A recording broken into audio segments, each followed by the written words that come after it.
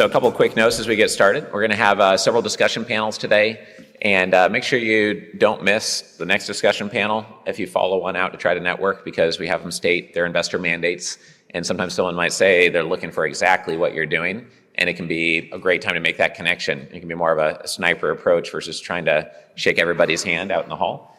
So just keep that in mind.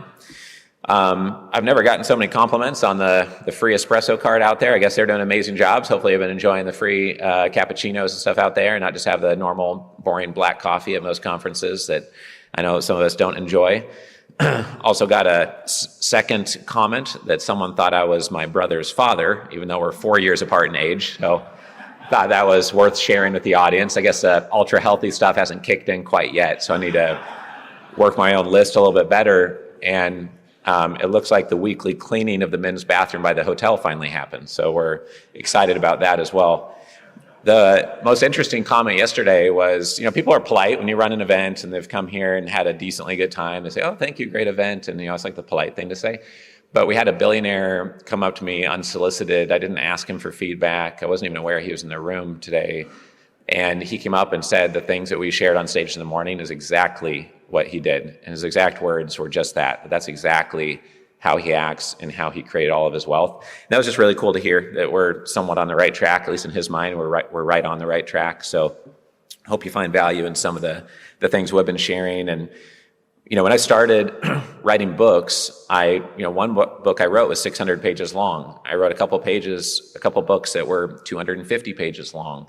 I then realized those are painful to write, they're painful to read, so I started writing 150-page books and 100-page books. It's a little bit easier. The busiest of people would rather look at an infographic or just get straight to the point and have a 10-page white paper or a 20-page document. And so one thing we put together is a Private Investor Playbook. It's available to anybody in the Family Office Club that'd like to take a look at it. It's designed for private investors, people who are starting family offices, people who are allocating capital, but it could be helpful to anybody. I'm going to go through some of the resources that are in that playbook just to share the types of ideas we share with our investor clients. And hopefully you enjoy that here, and then we'll move on to our first standalone of the day. This is what the front of it looks like. We think that if somebody is worth $10 million or $20 million, there's probably $1 million of value in a couple of these tools for you, no matter where you are on your path. So we have our interview with Mark Cuban in there, our interview with Tony Robbins.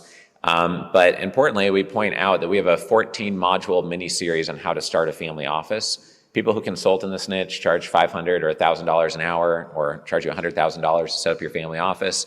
And we just digitized it and give it away within these 14 modules. Each module is only 3 to 11 minutes long, and you can watch it at 2x speed if you want.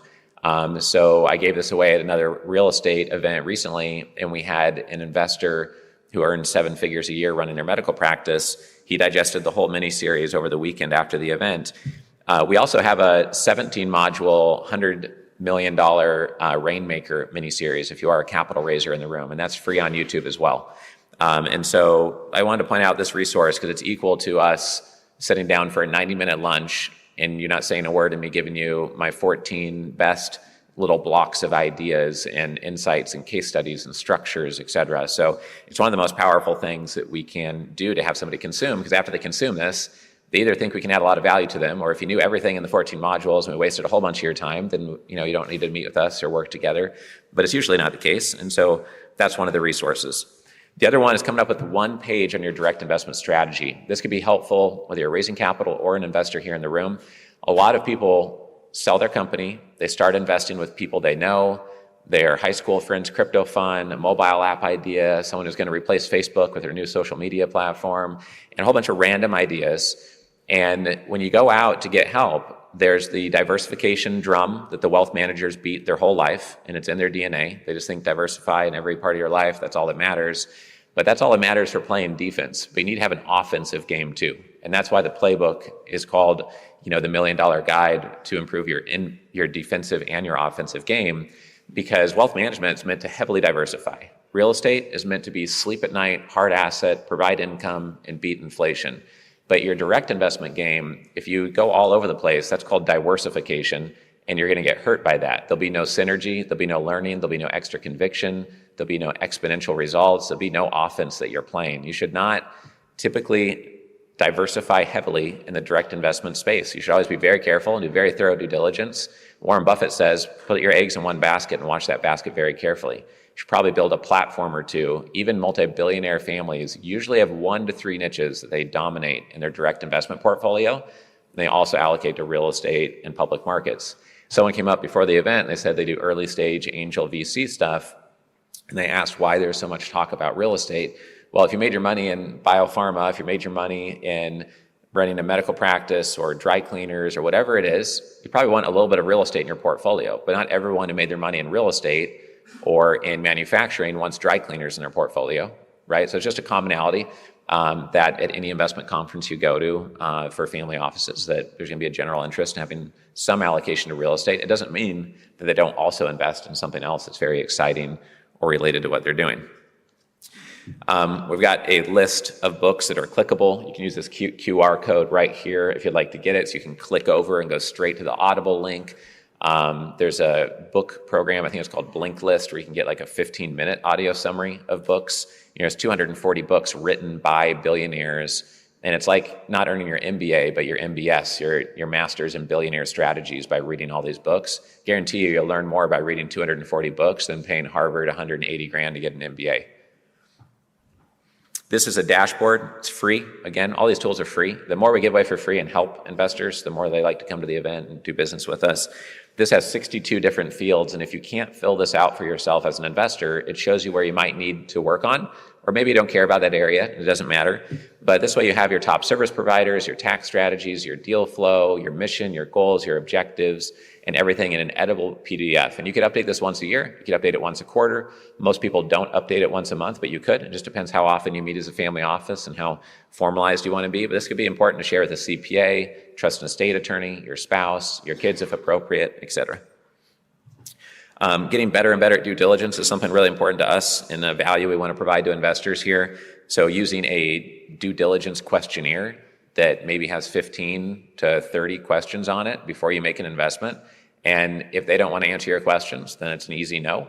If they can't answer your initial 7 questions via email with clarity, then maybe it's an easy no, and you save yourself a lot of phone calls and follow-up. That's why I ask for the pitch first via email, because 90% of the deals are not a fit just based on the first email. And then I ask for financials and the 7 questions. And based on that, I might ask another 7 questions, and then I'll get on the phone. And that saves me a ridiculous amount of time, makes me more effective, and just clears out a lot of things. So we also have 100 different due diligence questions to consider investigating. Then not all of them apply to every deal. You won't care about all of them, but there's an Excel spreadsheet of that. You can get there too. We talked about Ultra Healthy in our checklist already several times, so I don't need to go into that any further. And thank you for keeping in mind our medical clinic capital division. When I started the event, I had a slide up here about maximizing your time here today.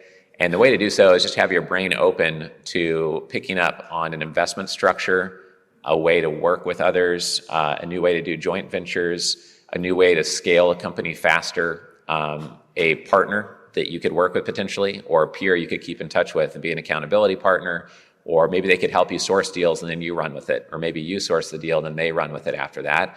All of us have more things we could do than we can possibly get done ourselves, so it's through coordinating and collaborating with others that we're able to maximize that, obviously, right? So again, thank you to my team. Thank you everyone for being here. I think it's gonna be a great day and fast paced, just like the last couple of days. Our first standalone speaker is gonna be Sanjeev from NetX AI.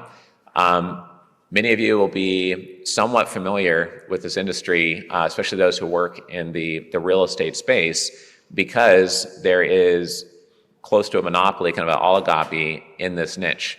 There's not many people operating in it, and because of that, there's kind of a stranglehold on services, on technology. There's not enough innovation. The price of everything is higher than it should be. And so we're going to invite Sanjeev up, and he's going to give a great standalone presentation that I think you'll enjoy. And let's welcome him up to the stage.